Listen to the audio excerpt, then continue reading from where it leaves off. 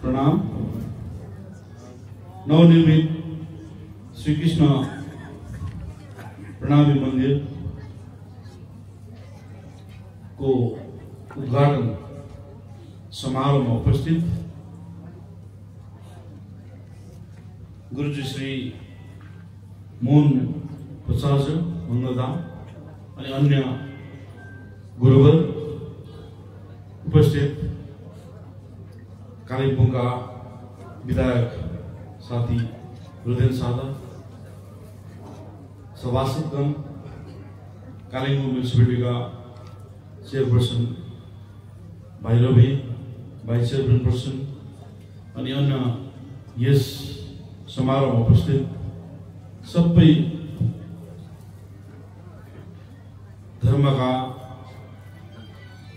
महानुभावहरू सबैलाई यस समारोहमा शुभकामना टक्राउँदैछु र यो धार्मिक प्रोग्राम हो।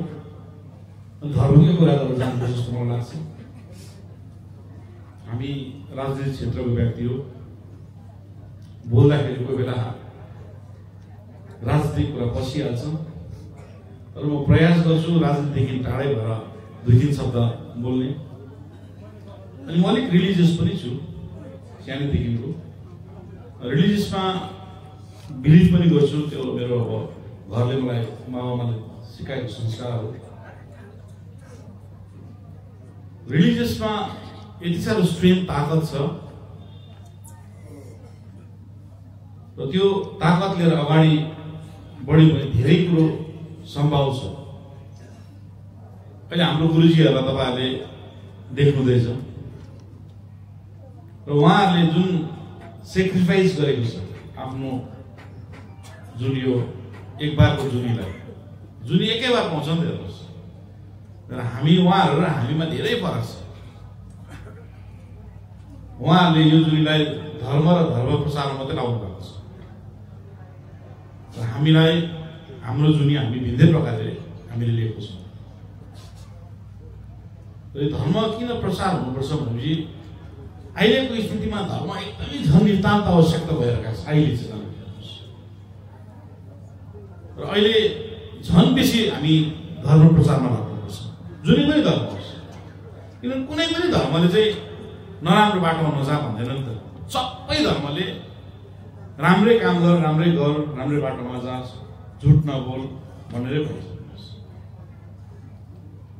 र यो धर्म चाहिँ मैले मेरो प्रकारले बुझ्दाखेरि धर्म चाहिँ यस्तो ठुलो कानुन हो। यो कानुनले मात्रै संसार चल्छ, धर्मको कानुनले मात्रै हेर्नुहोस्।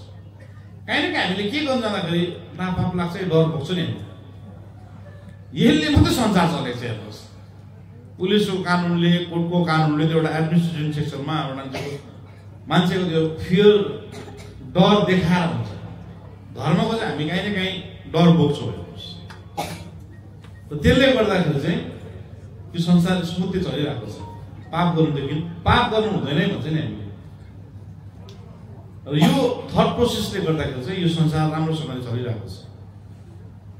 र उहाँहरूले जुन प्रकारले एउटा धर्मको काम गरिराख्नु, धर्म बुझाउने काम, धर्मको प्रसार गरिराख्नु भएको छ। तर हामी सबैले मिलेर एटलिस्ट केही नभए घरमा अलिकति भए यो चिजलाई चाहिँ हामीले इम्पोर्टेन्स दियौँ भने यसले धेरै काम गर्दो रहेछ। मैले आफूले बुझेको, किन मलाई पनि अब घरमा सानोदेखिको बुवा आमाले बिहान मन्दिरमा पूजा गर्नुपर्छ, मन्दिरमा लान्थ्यो, पूजा गर्थ्यो। त्यो टाइम अहिले पनि म उठेर पूजा गर्छु। पूजा नगरेको कहीँ पूजा गरेर हिँडेन भने ला मलाई के भएन भन्ने एउटा फिल हुन्छ मलाई। र पूजा गरेपछि मलाई स्ट्रेन्थ आउँछ, ताकत आउँछ। अनि मलाई त्यति बेलादेखि बुझाएको कि कसैलाई नराम्रो नहेर्नु, नभन्नु, नराम्रो नबोल्नु भन्ने सिकाएको थियो। र अहिलेसम्म मलाई यो ठाउँमा आएर म कोसिस गर्छु कि कसैलाई नराम्रो नभनौँ भनेर प्रयास गरिरहेको हुन्छु। र यसले धेरै मतलब धर्म यस्तो इम्पोर्टेन्ट चिज भएर गएको छ आजको दिनमा। झन् आजको सोसाइटीमा धेरै इम्पोर्टेन्ट लाग्छ। र प्रयास पनि हाम्रो धर्मगुरुहरूले, सबै धर्मगुरुहरूले म हेर्छु, म चर्चमा गइरहेको हुन्छु, म मस्जिदमा गइरहेको हुन्छु, म जुन प्रणामी मन्दिर, साई मन्दिर सबैतिर उहाँहरूको प्रोग्राममा म गइरहेको हुन्छु। र उहाँहरूको सबैको प्रयास छ कि हाम्रो सोसाइटीलाई धार्मिक बनाएर अझै कसरी अगाडि लाने भन्ने। र यसमा अब सबैको हाम्रो सहयोग चाहिन्छ। र हामीले जुन यो ठाउँमा बसेको छु, यो ओहदामा बसेको छु, जति पनि यो धार्मिक जग्गातिर म प्रयास गर्छु कि हाम्रो सरकारको सहयोगले भए पनि यो ठाउँलाई अलिक राम्रो बनियोस् र मान्छे आएर दुई शब्द राम्रो सुनेर गएर राम्रो प्रचार गरिदियोस् भन्ने। अनि हामी पनि एउटा संस्कार ल्याउनु छु, राजनीतिकमा जति राम्रो बोलेर पनि राजनीतिक हुन्छ, गाली नगरे पनि राजनीतिक हुन्छ, राम्रो मिठो बोलेर पनि राजनीतिक हुन्छ भन्ने हामी एउटा प्रयास गर्दैछौँ। यो प्रयास कहीँ न कहीँ यो विचार हाम्रो साथीहरू जाँदैछ र तपाईँलाई म धर्मगुरुलाई धेरै धेरै धन्यवाद दिन चाहन्छु र आउने सबै तपाईँलाई धेरै धेरै शुभकामना। यो धर्मको कुरामा जहिले पनि हामी सबै अगाडि बढ्यौँ भने हाम्रो जग्गा अझै राम्रो भएर जान्छ। धन्यवाद।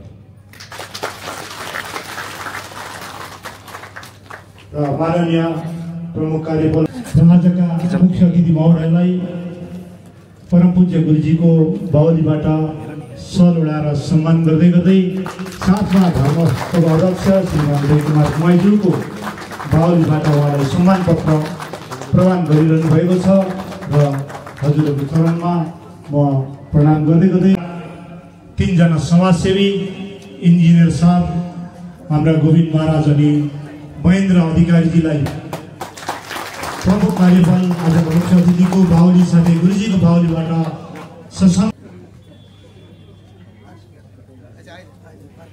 प्रणामी बालिका विद्या मन्दिरको पक्षबाट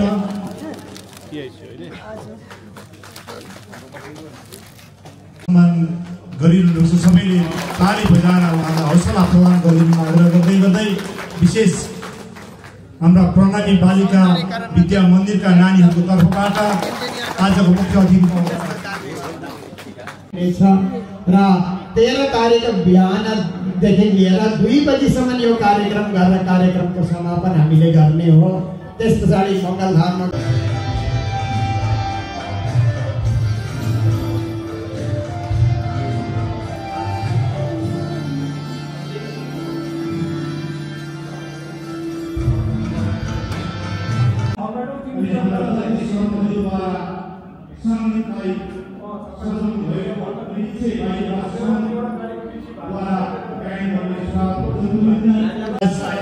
साथमा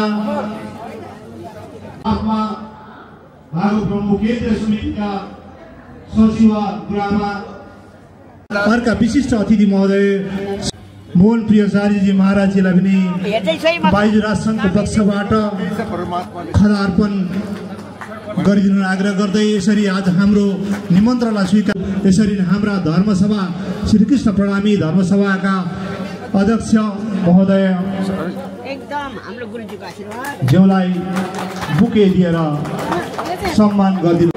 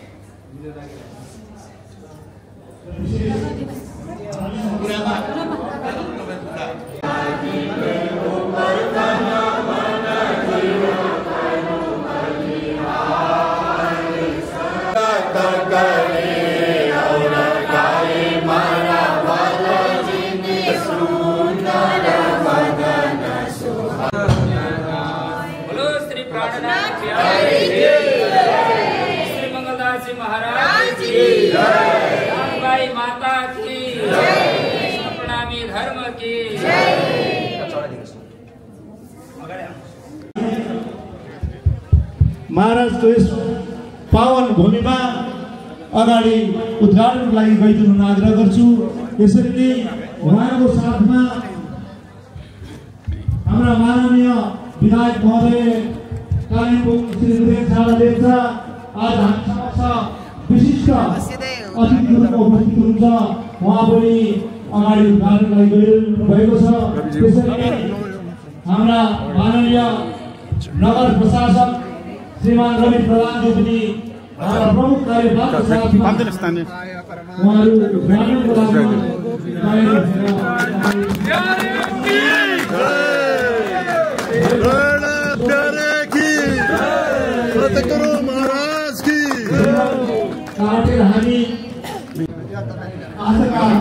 एक वर्ष साधु सन्त भइसक्यो। प्रमुख कार्यपाल कृष्ण कन्हैया लाल की